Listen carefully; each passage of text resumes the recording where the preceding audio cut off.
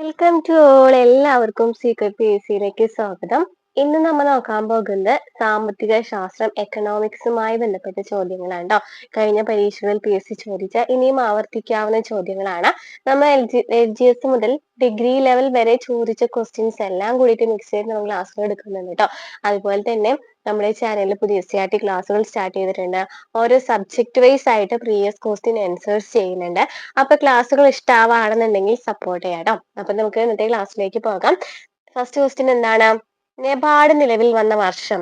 NABARD നിലവിൽ വന്ന വർഷം എന്നാണ് നബാർഡ് നിലവിൽ വന്നത്? 1982 അല്ലെ? 1982 നബാർഡ് നിലവിൽ വന്നത്. പഞ്ചവത്സര പദ്ധതികൾക്ക് അന്തിമ അംഗീകാരം നൽകുന്നത് ആരാണ്? പഞ്ചവത്സര പദ്ധതികൾക്ക് അന്തിമ അംഗീകാരം നൽകുന്ന ആരാണ്? ദേശീയ വികസന സമിതിയാണ്. ദേശീയ വികസന സമിതിയാണ് പഞ്ചവത്സര പദ്ധതികൾക്ക് അന്തിമ അംഗീകാരം നൽകുന്നത്. നെക്സ്റ്റ് ക്വസ്റ്റ്യൻ, ബിഗ് ബോർഡ് എന്ന അപരനാമത്തിൽ അറിയപ്പെടുന്ന സ്റ്റോക്ക് എക്സ്ചേഞ്ച് ഏതാണ്? New York stock exchange. New York stock exchange ആണ് ബിഗ് ബോർഡ് എന്ന പേരിൽ അറിയപ്പെടുന്നത്.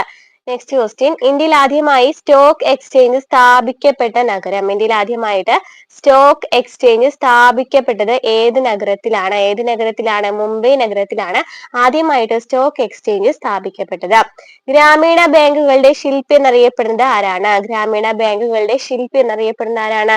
പാവപ്പെട്ടവരുടെ ബാങ്കർ എന്നൊക്കെ അറിയപ്പെടുന്ന ഒരാളാണ്. ആരാണ്? മുഹമ്മദ് യൂനസ്. മുഹമ്മദ് യൂനസ് ആണ് ഗ്രാമീണ ബാങ്കുകളുടെ ശില്പി എന്നറിയപ്പെടുന്നത്. 1955 മുമ്പ് സ്റ്റേറ്റ് ബാങ്ക് ഓഫ് ഇന്ത്യയുടെ പേര് എന്തായിരുന്നു എന്നാണ് ചോദ്യം. 1955 മുമ്പ് സ്റ്റേറ്റ് ബാങ്ക് ഓഫ് ഇന്ത്യയുടെ പേരെന്തായിരുന്നു? ഇംപീരിയൽ ബാങ്ക് എന്നായിരുന്നു. 1969 ബാങ്കുകൾ ദേശസാൽക്കരിച്ചപ്പോൾ ധനമന്ത്രി ആയിരുന്നത് ആരാണ്? അപ്പൊ നമുക്കറിയാം അല്ലെ, ബാങ്ക് ദേശസാൽക്കരണം നടന്നിട്ടുണ്ട്. അപ്പൊ ഫസ്റ്റ് ബാങ്ക് ദേശസാൽക്കരണം നടക്കുന്നത് 1969 ആ ഒരു സമയത്ത് ധനമന്ത്രി ഇന്ദിരാഗാന്ധി ആയിരുന്നു. Planning commission, national development council, interstate council എന്നിവയുടെ എക്സ് ഒഫീഷ്യോ അധ്യക്ഷൻ ആരാണ്? Planning commission, national development council, interstate council എന്നിവയുടെ എക്സ് ഒഫീഷ്യോ അധ്യക്ഷൻ ആരാണ്? പ്രധാനമന്ത്രി ആയിരിക്കും. ഇന്ത്യയിൽ ആദ്യമായി ATM സംവിധാനം നിലവിൽ വന്ന നഗരം. ഇന്ത്യയിൽ ആദ്യമായിട്ട് ATM നിലവിൽ വന്നത് ഏത് നഗരത്തിലാണ്? മുംബൈയിലാണ്. ഇന്ത്യയിൽ ആദ്യമായിട്ട് ATM സംവിധാനം നിലവിൽ വന്നത്. ഇന്ത്യയിൽ ഉദാരവൽക്കരണത്തിന് തുടക്കമിട്ടത് ഏത് പ്രധാനമന്ത്രിയുടെ കാലത്താണ്?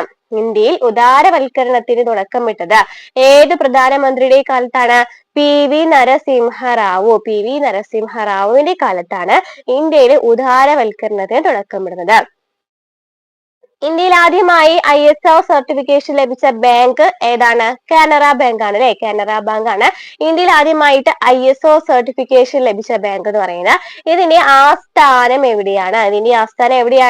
ബാംഗ്ലൂരാണ്. കാനറ ബാങ്കിന്റെ ആസ്ഥാനം എന്ന് പറയുന്നത് എവിടെയാണ്? ബാംഗ്ലൂരാണ്. ഇന്ത്യയിൽ ആദ്യമായിട്ട് ISO സർട്ടിഫിക്കേഷൻ ലഭിച്ച ബാങ്ക് ആണ് കാനറ ബാങ്ക്.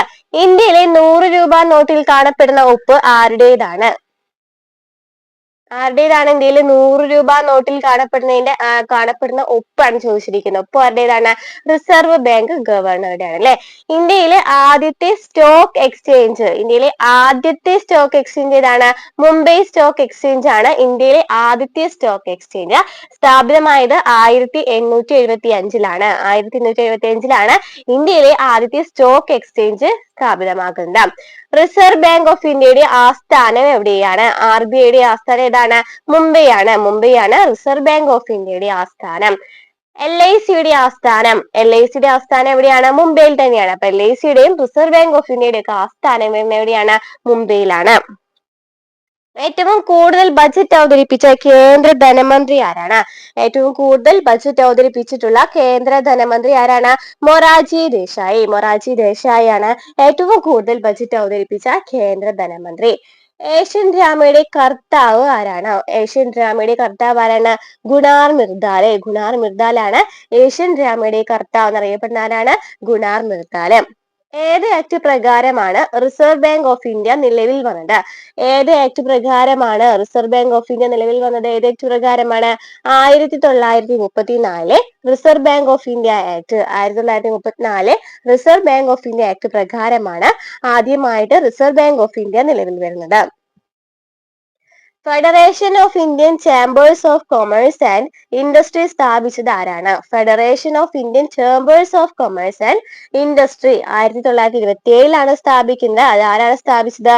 ബിർളയും താക്കൂർ ദാസും കൂടിയാണ്. ബിർളയും താക്കൂർ ദാസും കൂടിയിട്ടാണ് എന്ത് സ്ഥാപിക്കുന്നത്? Federation of Indian chambers of commerce and industry 1927 സ്ഥാപിക്കുന്നത്. ബിർളയും താക്കൂർ ദാസും കൂടിയിട്ടാണ്. ബൊളിവർ ഏത് രാജ്യത്തെ നാണയമാണ്? ബൊളിവർ എന്ന് പറയുന്നത് ഏത് രാജ്യത്തെ നാണയമാണ്? ബൊളിവർ നാണയമാണ്. അത് ഏത് രാജ്യത്തെയാണ്? വെനിസ്വേല. വെനിസ്വേല. ICICI ബാങ്കിന്റെ ആസ്ഥാനം എവിടെയാണ്? ICICIയുടെ ബാങ്കിന്റെ ആസ്ഥാനം അല്ലെ, ICICI എന്ന് പറയുന്ന ബാങ്കിന്റെ ആസ്ഥാനം എവിടെയാണ്? മുംബൈയിലാണ്. അപ്പൊ മൂന്നെണ്ണം പറഞ്ഞത് മുംബൈയിൽ, RBI പറഞ്ഞു. അതുപോലെ തന്നെ ഏതാണ് പറഞ്ഞത്? മുംബൈയിൽ ആസ്ഥാനമായിട്ട് വരുന്നത് LIC പറഞ്ഞു. ICICI എവിടെയാണ് ആസ്ഥാനം വരുന്നത്? മുംബൈ തന്നെയാണ്. വെൽത്ത് ഓഫ് നേഷൻസ് രചിച്ചത് ആരാണ്? വെൽത്ത് ഓഫ് നേഷൻസ് രചിച്ചത് ആരാണ്? Adam Smith. ആഡം സ്മിത്ത് ആണ് വെൽത്ത് ഓഫ് നേഷൻസ് രചിച്ചത്. ആരാണ്? ആഡം സ്മിത്ത് ആണ്. കൊച്ചിൻ സ്റ്റോക്ക് എക്സ്ചേഞ്ച് സ്ഥാപിതമായ വർഷം? കൊച്ചിൻ സ്റ്റോക്ക് എക്സ്ചേഞ്ച് സ്ഥാപിതമായത് ഏതാണ് ഇയർ ചോദിക്കുകയാണെന്നുണ്ടെങ്കിൽ 1978 കൊച്ചിൻ സ്റ്റോക്ക് എക്സ്ചേഞ്ച് സ്ഥാപിതമാകുന്നത്. ഏത് രാജ്യത്തെ ഓഹരി വിപണിയിലാണ് ലാബോഴ്സ് എന്നറിയപ്പെടുന്നത്? ഏത് രാജ്യത്തെ ഓഹരി വിപണിയാണ് ലാബോഴ്സ് എന്നറിയപ്പെടുന്നത്? ഫ്രാൻസിനെയാണ് അറിയപ്പെടുന്നത്. ഏത് കമ്മീഷന്റെ ശുപാർശ പ്രകാരമാണ് റിസർവ് ബാങ്ക് ഓഫ് ഇന്ത്യ നിലവിൽ വന്നത്? റിസർവ് ബാങ്ക് നിലവിൽ വരുന്നത് ഏത് കമ്മീഷന്റെ ശുപാർശ പ്രകാരമാണ്? ആരുടെയാണ്? Hilton Young. ഒന്നാം പഞ്ചവത്സര പദ്ധതിയിൽ പ്രാമുഖ്യം നൽകപ്പെട്ടത് എന്തിനായിരുന്നു? ഒന്നാം പഞ്ചവത്സര പദ്ധതിയിൽ പ്രാമുഖ്യം നൽകപ്പെട്ടത് എന്തായിരുന്നു? കൃഷിക്കായിരുന്നു അല്ലെ. കൃഷിക്കും ജലസേചനത്തിനാണ് ഒന്നാം പഞ്ചവത്സര പദ്ധതി പ്രാധാന്യം നൽകിയിട്ടുണ്ടായിരുന്നത്. കൃഷിക്കാണ്.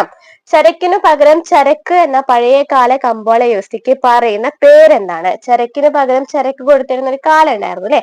ആ ഒരു സമയത്ത് ആ ഒരു വ്യവസ്ഥയ്ക്ക് അറിയപ്പെട്ടിരുന്ന പേരെന്താണ്? ബാർട്ടർ വ്യവസ്ഥ എന്നാണ്. ജനറൽ ഇൻഷുറൻസ് കോർപ്പറേഷന്റെ കീഴിലുള്ള 4 സബ്സിഡറി കമ്പനികൾ ഏതൊക്കെയാണ്? ജനറൽ ഇൻഷുറൻസ് കോർപ്പറേഷന്റെ കീഴിലുള്ള 4 സബ്സിഡറി കമ്പനികൾ ഏതൊക്കെയാണ്? New India insurance, oriental insurance, national insurance, United India insurance. New India insurance, oriental insurance, national insurance, United India insurance. Next question. ലോകത്തിൽ ആദ്യമായി ചെക്ക് ക്ലിയറിംഗ് ആരംഭിച്ച രാജ്യം ഏതാണ്? ലോകത്തിൽ ആദ്യമായിട്ട് ചെക്ക് ക്ലിയറിംഗ് ആരംഭിച്ച രാജ്യം ഏതാണ്? ലോകത്തിൽ ആദ്യമായിട്ട് ചെക്ക് ക്ലിയറിംഗ് ആരംഭിച്ച രാജ്യം ഏതാണ്? ഇംഗ്ലണ്ടിലാണ്. ഇംഗ്ലണ്ടിലാണ് ലോകത്തിൽ ആദ്യമായിട്ട് ചെക്ക് ക്ലിയറിംഗ് ആരംഭിച്ചത്. ഇന്ദിരാഗാന്ധി ബാങ്കുകൾ ആദ്യമായി ദേശസാൽക്കരിച്ച വർഷം? നേരത്തെ നമ്മളോട് ഇയർ ചോദിച്ചു അല്ലെ. നേരത്തെ നമ്മൾ ആരാണെന്ന് ചോദിച്ചു. 1929 ബാങ്ക് ദേശസാൽക്കരണ സമയത്ത് ധനമന്ത്രി ആരാണെന്ന് ചോദിച്ചു.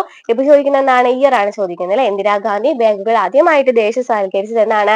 1969. ഇന്ത്യയിൽ സ്റ്റോക്ക് എക്സ്ചേഞ്ചുകളെ നിയന്ത്രിക്കുന്ന സ്ഥാപനം ഏതാണ്? ഇന്ത്യയിൽ സ്റ്റോക്ക് എക്സ്ചേഞ്ചുകളെ നിയന്ത്രിക്കുന്ന സ്ഥാപനത്തെ അറിയപ്പെടുന്നത് എന്താണ്? സെബി എന്നാണ്. സെബി എന്ന് വെച്ചാൽ securities and exchange board of India. Securities and exchanges board of India എന്നാണ് സെബി എന്ന് അറിയപ്പെടുന്നത്. ഇന്ത്യയിലെ സ്റ്റോക്ക് എക്സ്ചേഞ്ചുകളെ നിയന്ത്രിക്കുന്ന സ്ഥാപനമാണ് ഈ സെബി എന്ന് പറയുന്നത്. ഇൻഡസ്ട്രിയൽ ഡെവലപ്മെന്റ് ബാങ്ക് ഓഫ് ഇന്ത്യയുടെ ആസ്ഥാനം? ഇൻഡസ്ട്രിയൽ ഡെവലപ്മെന്റ് ബാങ്ക് അല്ലെ. ഇൻഡസ്ട്രിയൽ ഡെവലപ്മെന്റ് ബാങ്ക് ഓഫ് ഇന്ത്യയുടെ ആസ്ഥാനം ഏതാണ്? മുംബൈ ആണ്. രണ്ടാം പഞ്ചവത്സര പദ്ധതിയുടെ ശില്പി ആരാണ്? PC മഹലനോബിസ് ആണ്. രണ്ടാം പഞ്ചവത്സര പദ്ധതിയുടെ ശില്പി ആരാണ്? PC മഹലനോബിസ് ആണ്. ഇംപീരിയൽ ബാങ്ക് ഓഫ് ഇന്ത്യ ഇപ്പോൾ അറിയപ്പെടുന്ന പേരെന്താണ്? നമ്മൾ നേരത്തെ പറഞ്ഞു അല്ലെ. സ്റ്റേറ്റ് ബാങ്ക് ഓഫ് ഇന്ത്യക്ക് ആദ്യം അറിയപ്പെട്ടിരുന്ന പേര് ഇംപീരിയൽ ബാങ്ക് ആണെന്ന് പറഞ്ഞു. നേരത്തെ തിരിച്ചു ചോദിച്ചു. ഞാൻ ചോദിച്ചത് ഇംപീരിയൽ ബാങ്ക് ഓഫ് ഇന്ത്യ ഇപ്പോൾ അറിയപ്പെടുന്ന പേരെന്താണ്? State bank of India. Reserve Bank of India നിലവിൽ വന്നത് എന്നാണ്? റിസർവ് ബാങ്ക് ഓഫ് ഇന്ത്യയുടെ ആസ്ഥാനം നമ്മൾ പറഞ്ഞു മുംബൈ ആണ്. ഏത് ഇയറിലാണ് വന്നത്? 1935. 1935 മുംബൈ ആസ്ഥാനമായിട്ടാണ് RBI നിലവിൽ വന്നത്. ഒരു കറൻസിയെ ടോക്കൺ കറൻസി എന്ന് വിളിക്കുന്നത് എപ്പോഴാണ്? ഒരു കറൻസിയെ ടോക്കൺ കറൻസി എന്ന് വിളിക്കുന്നത് എപ്പോഴാണ്? ഒരു കറൻസിക്ക് അത് നിർമ്മിക്കാൻ ഉപയോഗിച്ചിരിക്കുന്ന പദാർത്ഥങ്ങളെക്കാളും മൂല്യമുണ്ടെന്നുണ്ടെങ്കിൽ അതിനെന്ന് വിളിക്കാം? ടോക്കൺ കറൻസി എന്ന് വിളിക്കാം. എങ്ങനെയാണ് ഒരു ടോക്കൺ കറൻസി എന്ന് വിളിക്കുന്നത്? കാരണമാണ് ഒരു കറൻസിക്ക് അത് നിർമ്മിക്കാൻ ഉപയോഗിച്ചിരിക്കുന്ന പദാർത്ഥത്തെക്കാളും മൂല്യമുണ്ടെന്നുണ്ടെങ്കിൽ അതിന് നമ്മൾ വിളിക്കാം? ടോക്കൺ കറൻസി എന്ന് വിളിക്കാം. ഒരു സാധനം ഉൽപ്പാദിപ്പിക്കുന്നതിന് സർക്കാർ നൽകുന്ന കുത്തവകാശത്തെ പറയുന്ന പേരെന്താണ്? ഒരു സാധനം ഉൽപ്പാദിപ്പിക്കുന്നതിന് സർക്കാർ നൽകുന്ന കുത്തവകാശത്തെ പറയുന്ന പേരെന്താണ്? പേറ്റന്റ് എന്നാണ്. പേറ്റന്റ് എന്നാണ്. പേറ്റന്റ് എന്നാണ് ഒരു സാധനം ഉൽപ്പാദിപ്പിക്കുന്നതിന് സർക്കാർ നൽകുന്ന കുത്തവകാശത്തിന്റെ പേരാണ് പേറ്റന്റ് എന്ന് പറയുന്നത്. വോൾ സ്ട്രീറ്റ് എന്തിനാണ് പ്രസിദ്ധം? വോൾ സ്ട്രീറ്റ് എന്തിനാണ് പ്രസിദ്ധം? Stock exchange. സ്റ്റോക്ക് എക്സ്ചേഞ്ചിനാണ് പ്രസിദ്ധം അല്ലെ? വോൾ സ്ട്രീറ്റ് എന്ന് പറയുന്നത് എന്തിനാണ് പ്രസിദ്ധം? Stock exchange.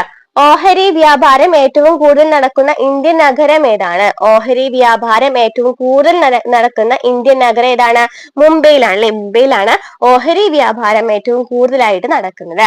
ജനസംഖ്യാ വിസ്ഫോടന സിദ്ധാന്തത്തിന്റെ ഉപജ്ഞാതാവ് ആരാണ്? ജനസംഖ്യാ വിസ്ഫോടന സിദ്ധാന്തത്തിന്റെ ഉപജ്ഞാതാവ് ആരാണ്? മാൽത്തൂസ്. മാൽത്തൂസ് ആണ് ജനസംഖ്യാ വിസ്ഫോടന സിദ്ധാന്തത്തിന്റെ ഉപജ്ഞാതാവ് എന്ന് പറയുന്നത് ആരാണ്? മാൽത്തൂസ് ആണ്. ഇന്ത്യയിലെ ഓഹരി വിപണി നിയന്ത്രിക്കുന്ന സ്ഥാപനം ഏതാണ്? ഇന്ത്യയിൽ ഓഹരി വിപണി നിയന്ത്രിക്കുന്ന സ്ഥാപനം ഏതാണ്? സെബി ആണ് അല്ലെ? സെബി ആണ് ഇന്ത്യയിലെ ഓഹരി വിപണി നിയന്ത്രിക്കുന്ന സ്ഥാപനം. ഇന്ത്യയിൽ ഏത് മേഖലയിലാണ് സഹകരണ പ്രസ്ഥാനം ആദ്യമായിട്ട് ആരംഭിച്ചത്? ഇന്ത്യയിൽ ഏത് മേഖലയിലാണ് സഹകരണ പ്രസ്ഥാനം ആദ്യമായിട്ട് ആരംഭിച്ചത്? ഏത് മേഖലയിലാണ്? കാർഷിക കടത്തിൽ. ഇന്ത്യയിലെ കേന്ദ്രീയ ബാങ്കിന്റെ പേര്? ഇന്ത്യയിലെ കേന്ദ്രീയ ബാങ്കിന്റെ പേര് എന്താണ്? റിസർവ് ബാങ്ക് ഓഫ് ഇന്ത്യ അല്ലെ? റിസർവ് ബാങ്ക് ഓഫ് ഇന്ത്യ എന്ന് പറയുന്ന ഇന്ത്യയിലെ കേന്ദ്രീയ ബാങ്ക് ആണ്. 1935 സ്ഥാപിച്ചത്. റിസർവ് ബാങ്ക് ഓഫ് ഇന്ത്യയുടെ കേന്ദ്ര ഓഫീസ് സ്ഥിതി ചെയ്യുന്നത് എവിടെയാണ്? മുംബൈയിലാണ്. ആസ്ഥാനം എന്ന് പറയുന്നത് എവിടെയാണ്? മുംബൈയിലാണ്. ഇനി ലാറി ഏത് രാജ്യത്തെ നാണയമാണ്? ലാറി ഏത് രാജ്യത്തെ നാണയമാണ്? ജോർജിയ. ജോർജിയയിലെ നാണയമാണ് ലാറി എന്ന് പറയുന്നത്. LIC നിലവിൽ വന്ന വർഷം? LICയുടെ ആസ്ഥാനം മുംബൈ എന്ന് പറഞ്ഞു. LIC നിലവിൽ വന്നത് 1956 സഹകരണ പ്രസ്ഥാനത്തിന്റെ പിതാവ് എന്നറിയപ്പെടുന്ന ആരാണ്? റോബർട്ട് ഓവൻ ആണ്. റോബർട്ട് ഓവൻ ആണ് സഹകരണ പ്രസ്ഥാനത്തിന്റെ പിതാവ് എന്നറിയപ്പെടുന്ന ആരാണ്? Robert Owen. ഇന്ത്യൻ ആസൂത്രണത്തിന്റെ പിതാവ് ആരാണ്? ഇതൊക്കെ ചോദിച്ചിട്ടുള്ള ക്വസ്റ്റ്യൻസ് ആണ്. നമ്മൾ കഴിഞ്ഞ ക്വസ്റ്റ്യൻ പേപ്പറിൽ എക്കണോമിക്സ് മാത്രമായിട്ട് പ്രീവിയസ് ക്വസ്റ്റ്യൻ ആൻസേഴ്സ് ചെയ്തിട്ടുണ്ടായിരുന്നു. അപ്പൊ അതിലൊക്കെ ചോദിച്ച ക്വസ്റ്റ്യൻസ് ആണ്. ഇന്ത്യൻ ആസൂത്രണത്തിന്റെ പിതാവ് ഇപ്പൊ നമ്മൾ കഴിഞ്ഞ ക്വസ്റ്റ്യൻ പേപ്പർ ചെയ്തതിലും പറഞ്ഞിട്ടുണ്ടായിരുന്നതാണ്. ഇന്ത്യൻ ആസൂത്രണത്തിന്റെ പിതാവ് എന്ന് പറയുന്നത് ആരാണ്? വിശ്വേശ്വരയ്യയാണ്. ധനതത്വശാസ്ത്രത്തിന്റെ പിതാവ് ആരാണ്? ധനതത്വശാസ്ത്രത്തിന്റെ പിതാവ് ആരാണ്? Adam Smith. ആഡം സ്മിത്ത് ആണ്. ഇനി നെബാർഡിന്റെ ആസ്ഥാനം? നെബാർഡ് എല്ലാ ക്വസ്റ്റ്യൻ പേപ്പറിലും കാണുന്ന ക്വസ്റ്റ്യൻ ആണല്ലേ. നമുക്ക് കുറെ പ്രീവിയസ് ക്വസ്റ്റ്യൻ ആൻസേഴ്സ് ചെയ്തിട്ടുണ്ടായിരുന്നു. അപ്പൊ അതിലൊക്കെ കുറെ ചോദിച്ചിട്ടുള്ള ഒരു ചോദ്യമാണ് ഈ നെബാർഡ് എന്ന് പറയുന്നത് കേട്ടോ. അപ്പൊ നെബാർഡിന്റെ ആസ്ഥാനം എവിടെയാണ്? മുംബൈയിലാണ്. 2012 ഏപ്രിൽ മുതൽ ചെക്കിന്റെ കാലാവധി എത്ര മാസമാണ്? 2012 ഏപ്രിൽ മുതൽ ചെക്കിന്റെ കാലാവധി എന്ന് പറയുന്നത് എത്ര മാസമാണ്? എത്രയാണ്? 3. മാനവിക വികസന സൂചിക രൂപപ്പെടുത്തിയത് ആരാണ്? മാനവിക വികസന സൂചിക രൂപപ്പെടുത്തിയത് ആരാണ്? മെഹബൂബുൽ ഹക്ക്. മെഹബൂബുൽ ഹക്കാണ് മാനവിക വികസന സൂചിക രൂപപ്പെടുത്തിയത്. മുംബൈ സ്റ്റോക്ക് എക്സ്ചേഞ്ച് ഏത് തെരുവിലാണ് സ്ഥിതി ചെയ്യുന്നത്? മുംബൈ സ്റ്റോക്ക് എക്സ്ചേഞ്ച് ഏത് തെരുവിലാണ് സ്ഥിതി ചെയ്യുന്നത്? ദലാൽ തെരുവ്. ദലാൽ തെരുവിലാണ് മുംബൈ സ്റ്റോക്ക് എക്സ്ചേഞ്ച് സ്ഥിതി ചെയ്യുന്നത്. ആഡം സ്മിത്ത് ജനിച്ച രാജ്യം ഏതാണ്? ആഡം സ്മിത്ത് ജനിച്ച രാജ്യം ഏതാണ്? സ്കോട്ട്ലാൻഡ്. സ്കോട്ട്ലാൻഡ് ആഡം സ്മിത്ത് ജനിക്കുന്നത്. എക്കണോമിക് ഹിസ്റ്ററി ഓഫ് ഇന്ത്യ രചിച്ചത് ആരാണ്? എക്കണോമിക് ഹിസ്റ്ററി ഓഫ് ഇന്ത്യ രചിച്ചത് ആരാണ്? RC ദത്ത്. RC ദത്താണ് എക്കണോമിക് ഹിസ്റ്ററി ഓഫ് ഇന്ത്യ രചിച്ചത് ആരാണ്? RC ദത്ത്. ഇന്ത്യയിൽ ബജറ്റ് സമ്പ്രദായം നടപ്പിലാക്കിയത് ഏത് വൈസ്രോയുടെ കാലത്താണ്? ഇന്ത്യയിൽ ബജറ്റ് സമ്പ്രദായം നടപ്പിലാക്കിയത് ഏത് വൈസ്രോയുടെ കാലത്താണ്? കാനിങ് പ്രഭുവിന്റെ കാലത്താണ്. കാനിങ് പ്രഭുവിന്റെ കാലത്താണ്. ഇന്ത്യയിൽ ആദ്യത്തെ ഓൺലൈൻ ബാങ്കിംഗ് സ്ഥാപനം ഏതാണ്? ഇന്ത്യയിൽ ആദ്യത്തെ ഓൺലൈൻ ബാങ്കിംഗ് സ്ഥാപനം ഏതാണ്? HDFC. ഇന്ത്യയിലെ ആദ്യത്തെ ബജറ്റ് അവതരണം നടത്തിയ വ്യക്തി ആരാണ്? ഇന്ത്യയിൽ ആദ്യമായിട്ട് ബജറ്റ് അവതരണം നടത്തിയ വ്യക്തി ആരാണ്? Sir James Wilson. Sir James Wilson 1860 ഇന്ത്യയിൽ ആദ്യമായിട്ട് ബജറ്റ് അവതരണം നടത്തുന്നുണ്ട്. ആ ഒരു സമയത്ത് ഉണ്ടായിരുന്ന ആളായാണ് സർ ജെയിംസ് വിൽസൺ ആണ് അല്ലെ അവതരിപ്പിച്ചത്. ഇന്ത്യയിലെ ആദ്യത്തെ ഇൻഷുറൻസ് കമ്പനി? ഇന്ത്യയിലെ ആദ്യത്തെ ഇൻഷുറൻസ് കമ്പനി ഏതാണ്? Bombay mutual assurance society limited. Bombay mutual assurance society limited ആണ് ഇന്ത്യയിലെ ആദ്യത്തെ insurance company. Unit trust of ഇന്ത്യയുടെ ആസ്ഥാനം? യൂണിറ്റ് ട്രസ്റ്റ് ഓഫ് ഇന്ത്യയുടെ ആസ്ഥാനം എവിടെയാണ്? മുംബൈയിലാണ്. യൂണിറ്റ് ട്രസ്റ്റ് ഓഫ് ഇന്ത്യ അല്ലെ? UTIയുടെ ആസ്ഥാനം എന്ന് പറയുന്നത് എവിടെയാണ്? മുംബൈയിലാണ്. സ്വകാര്യ മേഖലയ്ക്കും പൊതുമേഖലയ്ക്കും തുല്യ പങ്കാളിത്തം നൽകിക്കൊണ്ടുള്ള സമ്പദ് വ്യവസ്ഥയുടെ പേരെന്താണ്? ഇന്ത്യയിലുള്ളത് ഏത് സമ്പദ് വ്യവസ്ഥയാണ്? സ്വകാര്യ മേഖലയ്ക്കും പൊതുമേഖലയ്ക്കും തുല്യ പങ്കാളിത്തം നൽകിക്കൊണ്ടുള്ള സമ്പദ് വ്യവസ്ഥയുടെ പേരാണ് മിശ്ര സമ്പദ് വ്യവസ്ഥ. ഇനി സെബി എന്ന് പറയുന്നത് വീണ്ടും റിപ്പീറ്റഡ് ആയിട്ട് വരാനുള്ള securities and exchange board of ഇന്ത്യയുടെ ആസ്ഥാനം എവിടെയാണ്? മുംബൈയിലാണ്. പോസ്റ്റ് ഓഫീസ് സേവിങ്സ് ബാങ്ക് സംവിധാനം ഇന്ത്യയിൽ ആരംഭിച്ച വർഷം ഏതാണ്? പോസ്റ്റ് ഓഫീസ് സേവിങ്സ് ബാങ്ക് സംവിധാനം ഇന്ത്യയിൽ ആരംഭിച്ച വർഷം 1882 ലോകത്തിൽ ഏറ്റവും കൂടുതലുള്ള കറൻസി ഏതാണ്? ലോകത്തിൽ ഏറ്റവും കൂടുതലുള്ള കറൻസി ഏതാണ്? ഡോളറാണ്. ഡോളറാണ് ലോകത്തിലെ ഏറ്റവും കൂടുതലുള്ള കറൻസി. ലോകത്തെ ആദ്യത്തെ ഓഹരി വിപണി സ്ഥാപിതമായ ആന്റ്വെർപ്പ് ഏത് രാജ്യത്താണ്? ലോകത്തെ ആദ്യത്തെ ഓഹരി വിപണി സ്ഥാപിതമായ ആന്റ്വെർപ്പ് എന്ന് പറയുന്നത് ഏത് രാജ്യത്താണ്? ബെൽജിയം. കേരളത്തിൽ ഏറ്റവും കൂടുതൽ ശാഖകളുള്ള പൊതുമേഖലാ വാണിജ്യ ബാങ്ക് ഏതാണ്? കേരളത്തിൽ ഏറ്റവും കൂടുതൽ ശാഖകളുള്ള പൊതുമേഖലാ വാണിജ്യ ബാങ്ക് ഏതാണ്? State bank of India. ഇന്ത്യയിൽ സാമ്പത്തിക വർഷം ആരംഭിക്കുന്ന തീയതി? ഇന്ത്യയിൽ സാമ്പത്തിക വർഷം ആരംഭിക്കുന്നതാണ് ഏപ്രിൽ 1 ഏപ്രിൽ 1 ഇന്ത്യയിൽ സാമ്പത്തിക വർഷം ആരംഭിക്കുന്നത്. ഇന്ത്യയുടെ സാമ്പത്തിക തലസ്ഥാനം ഏതാണ്? ഇന്ത്യയുടെ സാമ്പത്തിക തലസ്ഥാനം ഏതാണ്? മുംബൈ ആണ് അല്ലെ? മുംബൈ ആണ് ഇന്ത്യയുടെ സാമ്പത്തിക തലസ്ഥാനം. റിസർവ് ബാങ്ക് ഓഫ് ഇന്ത്യ ദേശസാൽക്കരിക്കപ്പെട്ട വർഷം? RBI ദേശസാൽക്കരിക്കപ്പെട്ട വർഷം എന്നാണ്? 1949 റിസർവ് ബാങ്ക് ഓഫ് ഇന്ത്യ ദേശസാൽക്കരിക്കപ്പെടുന്നത്. ഓഹരി സൂചികയിലെ ഇടിവിനെ സൂചിപ്പിക്കുന്ന മൃഗം ഏതാണ്? ഓഹരി സൂചികയില് ഇടിവിനെ സൂചിപ്പിക്കുന്ന മൃഗം ഏതാണ്? കരടിയാണ് സൂചിപ്പിക്കുന്നത്. കറൻസി നോട്ടുകളിൽ റിസർവ് ബാങ്ക് ഗവർണറുടെ ഒപ്പ് എത്ര ഭാഷകളിലാണ് കാണപ്പെടുന്നത്? കറൻസി നോട്ടുകളിൽ റിസർവ് ബാങ്ക് ഗവർണറുടെ ഒപ്പ് എത്ര ഭാഷകളിലാണ് കാണപ്പെടുന്നത്? 2 ഭാഷകളിൽ. സാമ്പത്തിക ശാസ്ത്രത്തിന്റെ പിതാവ് എന്നറിയപ്പെടുന്നത് ആരാണ്? ആഡം സ്മിത്ത് ആണ് സാമ്പത്തിക ശാസ്ത്രത്തിന്റെ പിതാവ് എന്നറിയപ്പെടുന്ന ആരാണ്? Adam Smith. സ്വതന്ത്ര ഇന്ത്യയിലെ ആദ്യത്തെ ബജറ്റ് അവതരിപ്പിച്ചത് RK ഷൺമുഖം ചെട്ടിയാണ്. സ്വതന്ത്ര ഇന്ത്യയിലെ ആദ്യത്തെ ബജറ്റ് അവതരിപ്പിച്ചത് ആരാണ്? RK ഷൺമുഖം ചെട്ടിയാണ് സ്വതന്ത്ര ഇന്ത്യയിലെ ആദ്യത്തെ ബജറ്റ് അവതരിപ്പിക്കുന്നത്. ലോക വ്യാപാര കരാറിന്റെ ശില്പി ആരാണ്? ലോക വ്യാപാര കരാറിന്റെ ശില്പി ആരാണ്? ആർതർ ഡങ്കൽ ആണ് ലോക വ്യാപാര കരാറിന്റെ ശില്പി. ലോക സാമ്പത്തിക ഫോറത്തിന്റെ സ്ഥാപകൻ ആരാണ്? ലോക സാമ്പത്തിക ഫോറത്തിന്റെ സ്ഥാപകൻ ആരാണ്? ക്ലോസ് എം ഷ്വാബ് ആണ് ലോക സാമ്പത്തിക ഫോറത്തിന്റെ സ്ഥാപകൻ. ദലാൽ സ്ട്രീറ്റ് എവിടെയാണ്? നമ്മൾ നേരത്തെ പറഞ്ഞു. ദലാൽ സ്ട്രീറ്റ് സ്ഥിതി ചെയ്യുന്ന എവിടെയാണ്? മുംബൈയിലാണ്. പ്രസിദ്ധമായ വോൾ സ്ട്രീറ്റ് എവിടെയാണ് സ്ഥിതി ചെയ്യുന്നത്? ന്യൂയോർക്കിലാണ്. ന്യൂയോർക്കിലാണ് പ്രസിദ്ധമായ വോൾ സ്ട്രീറ്റ് സ്ഥിതി ചെയ്യുന്നത്. അമേരിക്കയിലെ നാണയത്തെ നമ്മൾ എന്നാണ് പറയാ? അമേരിക്കയിലെ നാണയത്തെ ഡോളർ എന്നാണ് പറയുന്നത്. ആധുനിക സാമ്പത്തിക ശാസ്ത്രത്തിന്റെ പിതാവ് എന്നറിയപ്പെടുന്നത് ആരാണ്? ആധുനിക സാമ്പത്തിക ശാസ്ത്രത്തിന്റെ പിതാവ് ആരാണ്? ആഡം സ്മിത്ത് ആണ് ആധുനിക സാമ്പത്തിക ശാസ്ത്രത്തിന്റെ പിതാവ്. യൂറോ ഏത് വൻകരയിലെ രാജ്യങ്ങളിലെ നാണയമാണ്? യൂറോ എന്ന് പറയുന്നത് ഏത് വൻകരയിലെ രാജ്യങ്ങളിലെ നാണയമാണ്? യൂറോപ്പാണ്. യൂറോപ്യൻ നാണയമാണ് യൂറോ എന്ന് പറയുന്നത്. അപ്പൊ ഇതുവരെയുള്ള ക്വസ്റ്റ്യൻസ് പേപ്പേഴ്സ് നമ്മൾ നോക്കിയപ്പോൾ ഇതുപോലെ ക്വസ്റ്റ്യൻ ആൻസേഴ്സ് ചെയ്തപ്പോൾ നമുക്ക് മനസ്സിലായത് കൂടുതലായിട്ട് ചോദിക്കുന്ന പഞ്ചവത്സര പദ്ധതികളാണ്. അതുപോലെ തന്നെ എന്താണ് ഇന്ത്യൻ സാമ്പത്തിക നയവുമായി ബന്ധപ്പെട്ടിട്ട് കുറച്ച് ക്വസ്റ്റ്യൻസ് വരുന്നുണ്ട് അല്ലെ? പിന്നെ നീതി ആയോഗുമായിട്ട് ബന്ധപ്പെട്ട ക്വസ്റ്റ്യൻസ് കാണും. ദേശീയ വികസന കൗൺസിൽ എന്ന് വെച്ചാൽ എന്താണ്? പഞ്ചവത്സര പദ്ധതികൾക്ക് അന്തിമ അനുമതി നൽകി ചോദിക്കാറുണ്ട്. അന്തിമ അനുമതി നൽകുന്ന ആരാണ്? ദേശീയ വികസന കൗൺസിലാണ്. National development കൗൺസിലാണ്. അധ്യക്ഷൻ ആരാണ്? പ്രധാനമന്ത്രിയാണ്.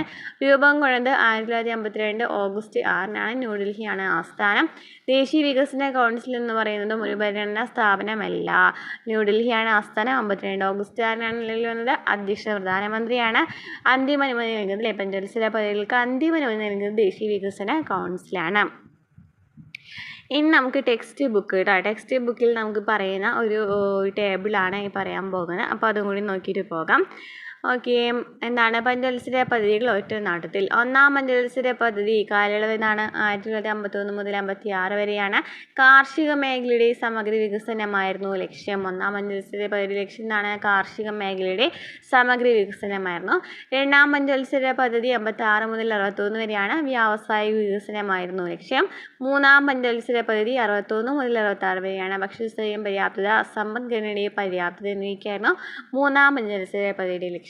പിന്നെ എന്താണ് ഇവിടെ എന്താണ് നടക്കുന്നുണ്ട്? ഗ്യാപ്പ് വരുന്നുണ്ട്. ഹരിത വിപ്ലവമൊക്കെ നടക്കുന്ന ഒരു സമയം വരുന്നുണ്ട്. ഇനി 4ാം പഞ്ചവത്സര പദ്ധതി 69 മുതൽ 74 വരെയാണ്. സ്ഥിരതയോട് കൂടിയുള്ള വളർച്ച, സ്വാശ്രയത്വം പോയി ചോദിക്കാറുണ്ട് കേട്ടോ. 5ാം പഞ്ചവത്സര പദ്ധതി 74 മുതൽ 79 വരെയാണ്. ദാരിദ്ര്യ നിർമ്മാർജ്ജനമായിരുന്നു ലക്ഷ്യം. 6ാം പഞ്ചവത്സര പദ്ധതി ഇവിടെ നമുക്ക് 2 പ്ലാൻ ഹോളിഡേ വരുന്നുണ്ട് അല്ലേ, 79 80 സമയത്ത് അവിടെ ഒരു ഗ്യാപ്പ് വരുന്നുണ്ട്. ഓക്കെ, 6ാം പഞ്ചവത്സര പദ്ധതി 80 മുതൽ 85 വരെയാണ്. കാർഷിക വ്യവസായ മേഖലകളുടെ സൗകര്യങ്ങൾ മെച്ചപ്പെടുത്തലാണ് ലക്ഷ്യം. 7ാം പഞ്ചവത്സര പദ്ധതി 85 മുതൽ 90 വരെയാണ്. ആധുനികവൽക്കരണം, തൊഴിലവസരങ്ങളുടെ വർധനമാണ് 7ാം പഞ്ചവത്സര പദ്ധതി ലക്ഷ്യം വരുന്നത്. അപ്പോൾ 80 മുതൽ 85 വരെ 6ാം പഞ്ചവത്സര പദ്ധതി കാർഷിക വ്യവസായ മേഖലകളുടെ സൗകര്യങ്ങൾ മെച്ചപ്പെടുത്തൽ. 7ാം പഞ്ചവത്സര പദ്ധതി 85 മുതൽ 90 വരെ ആധുനികവൽക്കരണം, തൊഴിലവസരങ്ങളുടെ വർധനവ്. 8ാം പഞ്ചവത്സര പദ്ധതി 92 മുതൽ 97 വരെ മാനവശേഷി വികസനം. 9ാമത് 97 മുതൽ 2002 വരെ ഗ്രാമീണ വികസനവും വികേന്ദ്രീകാസൂത്രണവും. 10ാം പഞ്ചവത്സര പദ്ധതി 2002 മുതൽ 2007 വരെ മൂലധന നിക്ഷേപം വർദ്ധിപ്പിക്കുക. 11ാം പഞ്ചവത്സര പദ്ധതി 2007 മുതൽ 2012 വരെ മുഴുവൻ ജനവിഭാഗങ്ങളുടെയും സമഗ്ര വികസനം. 12ാം പഞ്ചവത്സര പദ്ധതി 2012 മുതൽ 2017 വരെ സുസ്ഥിര വികസനം. അപ്പോൾ 8ാം പഞ്ചവത്സര പദ്ധതി മാനവശേഷി വികസനം, 9ാം പഞ്ചവത്സര പദ്ധതി ഗ്രാമീണ വികസനം വികേന്ദ്രീകാസൂത്രണവും, 10ാം പഞ്ചവത്സര പദ്ധതി മൂലധന നിക്ഷേപം വർദ്ധിപ്പിക്കുക, 11ാം പഞ്ചവത്സര പദ്ധതി മുഴുവൻ ജനവിഭാഗങ്ങളുടെയും സമഗ്ര വികസനം, 12ാം പഞ്ചവത്സര പദ്ധതി സുസ്ഥിര വികസനം. ഇനി നീതി ആയോഗ് എന്താണെന്ന് നോക്കാം. നീതി ആയോഗിൻ്റെ ഫുൾ ഫോം എപ്പോഴും ചോദിക്കാറുള്ള ക്വസ്റ്റ്യൻ ആണ്. National institution for transforming India. National institution for transforming India എന്നാണ് നീതി ആയോഗിൻ്റെ ഫുൾ ഫോം. ആസൂത്രണ കമ്മീഷന് പകരം നിലവിൽ വന്ന സംവിധാനമാണ് നീതി ആയോഗ്. നീതി ആയോഗ് എന്ന് വെച്ചാൽ എന്താണ്? ആസൂത്രണ കമ്മീഷന് പകരം നിലവിൽ വന്ന സംവിധാനമാണ്. നിലവിൽ വന്ന ഡേറ്റ് ചോദിക്കാറുണ്ടല്ലോ. 2015 ജനുവരി 1-നാണ് നീതി ആയോഗ് നിലവിൽ വന്നത്. 2015 ജനുവരി 1-ന്. ഇനി നീതി ആയോഗിൻ്റെ ആസ്ഥാനം എവിടെയാണ്? നീതി ആയോഗിൻ്റെ ആസ്ഥാനം ന്യൂഡൽഹിയാണ്. നീതി ആയോഗിൻ്റെ ആദ്യത്തെ സമ്മേളനം നടന്നത് 2015-ലായിരുന്നു. 2015 ഫെബ്രുവരി 8-നാണ് ആദ്യത്തെ സമ്മേളനം നടക്കുന്നത്. എന്നാൽ നിലവിൽ വന്നത് ജനുവരി 1-ആണെന്ന് പറഞ്ഞു അല്ലേ. നീതി ആയോഗിൻ്റെ അധ്യക്ഷൻ എപ്പോഴും ചോദിക്കാറുള്ള ക്വസ്റ്റ്യനാണ്. പ്രധാനമന്ത്രിയാണ് നീതി ആയോഗിൻ്റെ അധ്യക്ഷൻ, പ്രധാനമന്ത്രിയാണ്. നീതി ആയോഗിലെ ഭരണസമിതി അംഗങ്ങൾ ആരൊക്കെയാണ്? സംസ്ഥാന മുഖ്യമന്ത്രിമാർ, കേന്ദ്രഭരണ പ്രദേശങ്ങളിലെ ലഫ്റ്റനന്റ് ഗവർണർമാർ, പ്രധാനമന്ത്രി നിയമിക്കുന്ന ഉപാധ്യക്ഷൻ, സ്ഥിരാംഗങ്ങൾ, ചീഫ് എക്സിക്യൂട്ടീവ് ഓഫീസറൊക്കെ നീതി ആയോഗിലെ ഭരണസമിതി അംഗങ്ങളാണ്.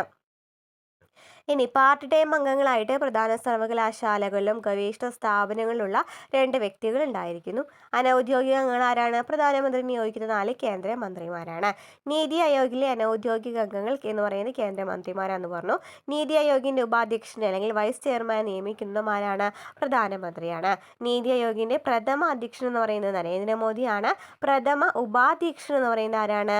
അരവിന്ദ് പനഗിരിയാണ്. അരവിന്ദ് പനഗിരിയാണ് നീതി ആയോഗിൻ്റെ പ്രഥമ ഉപാധ്യക്ഷൻ. പ്രഥമ അധ്യക്ഷനാരാണ്? നരേന്ദ്രമോദിയാണ്. നീതി ആയോഗിൻ്റെ പ്രഥമ CEO നീതി ആയോഗിൻ്റെ പ്രഥമ CEO ചോദിച്ചിട്ടുണ്ടല്ലേ, സിന്ധു ശ്രീകുള്ളറാണ്. നീതി ആയോഗിനെ കുറിച്ചിട്ട് പറയുകയാണെങ്കിൽ ഇത്രയൊക്കെയാണ്. പിന്നെ ചോദിക്കാനുള്ള ഒരു ക്വസ്റ്റ്യനാണ് നീതി ആയോഗിൻ്റെ ലക്ഷ്യങ്ങൾ എന്ന് പറയുന്നത്. താഴെ തന്നിരിക്കുന്നതിൽ നമ്മൾ കഴിഞ്ഞ ക്വസ്റ്റ്യൻ പേപ്പറിൽ കണ്ടിട്ടുണ്ടായിരുന്നു അല്ലേ. അപ്പോൾ എന്തൊക്കെയാണ് ലക്ഷ്യങ്ങൾ? വ്യവസായ സേവന മേഖലകളിൽ സർക്കാർ പങ്കാളിത്തം കുറയ്ക്കുക, സമ്പദ് വ്യവസ്ഥയുടെ ഉൽപ്പാദനക്ഷമത വർദ്ധിപ്പിക്കുക, സാങ്കേതിക വിദ്യയുടെ സഹായത്തോടെ നഗരങ്ങളെ സുരക്ഷിത ആവാസ കേന്ദ്രമാക്കി മാറ്റുക, പ്രവാസി ഇന്ത്യക്കാരുടെ സേവനം സാമ്പത്തിക സാങ്കേതിക വളർച്ചയ്ക്ക് ഉപയോഗപ്പെടുത്തുക, കാർഷിക മേഖലയെ മിശ്ര കാർഷിക ഉൽപ്പാദനത്തിലൂടെ പുരോഗതിയിലെത്തിക്കുക, ആഗോള മാറ്റങ്ങളുടെയും വിപണന ശക്തികളുടെയും ഇടപെടലുകൾ നേരിടാൻ രാജ്യത്തെ പ്രാപ്തമാക്കുക. എന്തൊക്കെയാണ് ലക്ഷ്യങ്ങൾ? വ്യവസായ സേവന മേഖലകളിൽ സർക്കാർ പങ്കാളിത്തം കുറയ്ക്കുക, സമ്പദ് വ്യവസ്ഥയുടെ ഉൽപ്പാദനക്ഷമത വർദ്ധിപ്പിക്കുക, സാങ്കേതിക വിദ്യ സഹായത്തോടെ നഗരങ്ങളെ സുരക്ഷിത ആവാസ കേന്ദ്രമാക്കി മാറ്റുക, പ്രവാസി ഇന്ത്യക്കാരുടെ സേവനം സാമ്പത്തിക സാങ്കേതിക വളർച്ചയ്ക്ക് ഉപയോഗപ്പെടുത്തുക, കാർഷിക മേഖലയെ മിശ്ര കാർഷിക ഉൽപ്പാദനത്തിലൂടെ പുരോഗതിയിലെത്തിക്കുക, ആഗോള മാറ്റങ്ങളെയും വിപണന ശക്തികളുടെയും ഇടപെടലുകൾ നേരിടാൻ രാജ്യത്തെ പ്രാപ്തമാക്കുക. ഇത് ചോദിച്ചിട്ടുള്ള ക്വസ്റ്റ്യനാണ്. നവസാമ്പത്തിക പരിഷ്കാരങ്ങൾ എന്ന് പറയുന്നത് ഏതൊക്കെയാണെന്ന് ചോദിച്ചിട്ട് കണ്ടു ക്വസ്റ്റ്യൻ പേപ്പറിൽ. അപ്പോൾ നവസാമ്പത്തിക പരിഷ്കാരങ്ങളെ കുറിച്ചിട്ട് കുറച്ച് ഒന്ന് പഠിച്ചു നോക്കാം. കഴിഞ്ഞ പ്രീവിയസ് ക്വസ്റ്റ്യൻ പേപ്പർ ആൻസർ ചെയ്തപ്പോൾ നമ്മൾ ഒരു ക്വസ്റ്റ്യൻ കണ്ടിട്ടുണ്ടായിരുന്നു അല്ലേ. PPP ബോട്ട് എന്നൊക്കെ പറഞ്ഞ കുറച്ച് ക്വസ്റ്റ്യൻസ് കണ്ടിട്ടുണ്ടായിരുന്നു. അത് ഈ ഒരു ഭാഗത്ത് നിന്ന് വന്നിട്ടുള്ളായിരുന്നു കേട്ടോ. അപ്പോൾ ഇന്ത്യയിൽ പുത്തൻ സാമ്പത്തിക നയം അവതരിപ്പിച്ച പ്രധാനമന്ത്രി ആരാണ് പുത്തൻ സാമ്പത്തിക നയം 1991 അത് അവതരിപ്പിച്ച പ്രധാനമന്ത്രിയാണ് PV നരസിംഹറാവു. ഇന്ത്യയിൽ പുത്തൻ സാമ്പത്തിക നയം അവതരിപ്പിച്ച ധനമന്ത്രി ചോദിക്കുകയാണെങ്കിൽ ഡോക്ടർ മൻമോഹൻ സിംഗ് ആണ്. പുത്തൻ സാമ്പത്തിക നയം അവതരിപ്പിച്ച ധനമന്ത്രി ഡോക്ടർ മൻമോഹൻ സിംഗും അവതരിപ്പിച്ച പ്രധാനമന്ത്രി PV നരസിംഹറാവു ആണ്. 1991 ഇന്ത്യയിൽ ആരംഭിച്ച സാമ്പത്തിക നയമാറ്റത്തിന്റെ കാതൽ എന്ന് വിശേഷിപ്പിക്കുന്നത് എന്തൊക്കെയാണ്? ഉദാരവൽക്കരണം, സ്വകാര്യവൽക്കരണം, ആഗോളവൽക്കരണം. പുത്തൻ സാമ്പത്തിക നയത്തിൽ വരുന്ന ഏതൊക്കെയാണ്? ഉദാരവൽക്കരണം, സ്വകാര്യവൽക്കരണം, ആഗോളവൽക്കരണം. രാഷ്ട്രത്തിന്റെ സാമ്പത്തിക പ്രവർത്തനങ്ങളിലുള്ള സർക്കാർ സ്വാധീനവും നിയന്ത്രണവും പരിമിതപ്പെടുത്തുന്ന രീതിയാണ് ഉദാരവൽക്കരണം എന്ന് പറയുന്നത്. അപ്പോൾ ഉദാരവൽക്കരണം എന്ന് വെച്ചാൽ എന്താണ്? രാഷ്ട്രത്തിന്റെ സാമ്പത്തിക പ്രവർത്തനങ്ങളിലുള്ള സർക്കാർ സ്വാധീനവും നിയന്ത്രണവും പരിമിതപ്പെടുത്തുന്ന രീതിയാണ് ഉദാരവൽക്കരണം എന്ന് പറയുന്നത്. ഇന്ത്യയിലെ ഉദാരവൽക്കരണ പ്രവർത്തനങ്ങൾക്ക് തുടക്കം കുറിച്ച വർഷം ചോദിക്കുകയാണെങ്കിൽ 1985 ഇന്ത്യയിലെ വിദേശ നാണയ പ്രതിസന്ധി നേരിട്ട വർഷം എന്ന് പറയുന്നതാണ് ഈ ഒരു സമയത്ത് തന്നെയുണ്ട്, 1991 തന്നെയാണ്. സർക്കാരിന് മാത്രം പങ്കാളിത്തം ഉണ്ടായിരുന്ന പല മേഖലകളിലും സ്വകാര്യ മേഖലയ്ക്ക് പ്രവർത്തനാനുമതി നൽകുന്ന രീതിയാണ് സ്വകാര്യവൽക്കരണം എന്ന് പറയുന്നത്. അപ്പോൾ എന്താണ് നമ്മൾ ഉദാരവൽക്കരണം പഠിച്ചു കഴിഞ്ഞു? സ്വകാര്യവൽക്കരണം എന്ന് വെച്ചാൽ എന്താണ്? സ്വകാര്യവൽക്കരിക്കുക അല്ലെ. സർക്കാരിന് മാത്രം പങ്കാളിത്തം ഉണ്ടായിരുന്ന പല മേഖലകളിലും സ്വകാര്യ മേഖലയ്ക്ക് പ്രവർത്തനാനുമതി നൽകുന്ന രീതിയാണ് സ്വകാര്യവൽക്കരണം എന്ന് പറയുന്നത്. ഇനി എന്താണ് ആഗോളവൽക്കരണം? രാജ്യത്തിന്റെ അതിർത്തികൾക്കടുത്തുള്ള മൂലധന പ്രവാഹം, സാങ്കേതിക വിദ്യയുടെ കൈമാറ്റം, സാധനങ്ങളുടെ സേവനങ്ങളുടെ ഒഴുക്ക് എന്നിവയിലൂടെ രാജ്യങ്ങൾ തമ്മിലുണ്ടായ പരസ്പര സാമ്പത്തിക ഏകോപനത്തെയാണ് ആഗോളവൽക്കരണം എന്ന് പറയുന്നത്. രാജ്യത്തിന്റെ അതിർത്തികൾ കടന്നുള്ള മൂലധന പ്രവാഹം, സാങ്കേതിക വിദ്യയുടെ കൈമാറ്റം, സാധനങ്ങളുടെയും സേവനങ്ങളുടെയും ഒഴുക്ക് എന്നിവയിലൂടെ രാജ്യങ്ങൾ തമ്മിലുണ്ടായ പരസ്പര സാമ്പത്തിക ഏകോപനത്തെയാണ് ആഗോളവൽക്കരണം എന്ന് പറയുന്നത്. ഇനി എന്താണ് വിദേശ മൂലധന നിക്ഷേപം എന്നുകൊണ്ട് അർത്ഥമാക്കുന്നത്? ഒരു രാജ്യത്തെ മൂലധനം മറ്റൊരു രാജ്യത്തെ കമ്പനികൾ, ഭൂമി, ഓഹരികൾ, ബോണ്ടുകൾ, ബാങ്ക് നിക്ഷേപങ്ങൾ തുടങ്ങിയവ നിക്ഷേപിക്കുന്നതിനെയാണ് വിദേശ മൂലധന നിക്ഷേപം എന്ന് പറയുന്നത്. ഒരു രാജ്യത്തെ മൂലധനം മറ്റൊരു രാജ്യത്തെ കമ്പനികൾ, ഭൂമി, ഓഹരികൾ, ബോണ്ടുകൾ, ബാങ്ക് നിക്ഷേപങ്ങൾ തുടങ്ങിയവയിൽ നിക്ഷേപിക്കുന്നതിനെയാണ് വിദേശ മൂലധന നിക്ഷേപം എന്നുകൊണ്ട് അർത്ഥമാക്കുന്നത്. ഇനി എന്താണ് ബഹുരാഷ്ട്ര കമ്പനികൾ എന്ന് വെച്ചാൽ? ഒരു രാജ്യത്തിൽ രജിസ്റ്റർ ചെയ്ത് നിരവധി രാജ്യങ്ങളിൽ പ്രവർത്തിക്കുന്ന കമ്പനികളെയാണ് ബഹുരാഷ്ട്ര കമ്പനികൾ എന്ന് പറയുന്നത്. ഒരു രാജ്യത്തിൽ രജിസ്റ്റർ ചെയ്ത നിരവധി രാജ്യങ്ങളിൽ പ്രവർത്തിക്കുന്ന കമ്പനികളെയാണ് ബഹുരാഷ്ട്ര കമ്പനികൾ എന്ന് പറയുന്നത്. ഇനി രണ്ട് ടേംസ് അതിൽ പ്രധാനമായിട്ടും പഠിച്ചു വയ്ക്കുക. ബോട്ടും PPP ഉണ്ടോ? എന്താണ് ബോട്ട് എന്ന് വെച്ചാൽ? Build, operate and transfer. Road, പാലം മുതലായവ സ്വകാര്യ സംരംഭകർ നിർമ്മിക്കുകയും മുതൽ മുടക്ക് ടോൾ പിരിവിലൂടെ തിരിച്ചുപിടിക്കുകയും പിന്നീട് അവ സർക്കാരിന് കൈമാറുകയും ചെയ്യുന്നതിനെയാണ് ബോട്ട് എന്ന് പറയുന്നത്. അതായത് റോഡ്, പാലം മുതലായ സ്വകാര്യ സംരംഭങ്ങൾ നിർമ്മിക്കുക, അതിൻ്റെ മുതൽ മുടക്ക് ടോൾ പിരിവിലൂടെ പിരിച്ചെടുക്കുക, എന്നിട്ട് അത് സർക്കാരിന് കൈമാറാണെങ്കിൽ ഇതിനെ പറയും ബോട്ട് എന്ന് പറയും. എന്നാൽ PPP എന്ന് വെച്ചാൽ എന്താണ്? പബ്ലിക് പ്രൈവറ്റ് പാർട്ട്ണർഷിപ്പ് അല്ലേ. ചില സംരംഭങ്ങൾ സർക്കാരും സ്വകാര്യ സംരംഭങ്ങളും സംയുക്തമായിട്ട് ആരംഭിക്കുകയാണ്. അപ്പോൾ മുതൽ മുടക്കിനനുസരിച്ച് ലാഭം പങ്കുവെക്കുന്ന രീതിയാണെന്ന് പറയുന്നത് PPP, പബ്ലിക് പ്രൈവറ്റ് പാർട്ട്ണർഷിപ്പ് എന്ന് പറയുന്നത്. അതിന് എക്സാമ്പിളാണ് CR എന്ന് പറയുന്നത്. അപ്പോൾ ഇത്രയൊക്കെയാണ് ഇന്നത്തെ ക്ലാസ്സിൽ നമ്മൾ ഉൾപ്പെടുത്തിയിരിക്കുന്നത് കേട്ടോ. ഇനിയും നമുക്ക് കുറേ ക്വസ്റ്റ്യൻസ് പഠിക്കാനുണ്ട് അല്ലേ. അപ്പോൾ ഇനിയും നമ്മൾ ക്ലാസ്സുകൾ ചെയ്യുന്നതായിരിക്കും. അപ്പോൾ ക്ലാസ്സുകൾ ഇഷ്ടമാവുകയാണെന്നുണ്ടെങ്കിൽ സപ്പോർട്ട് ചെയ്യാം കേട്ടോ.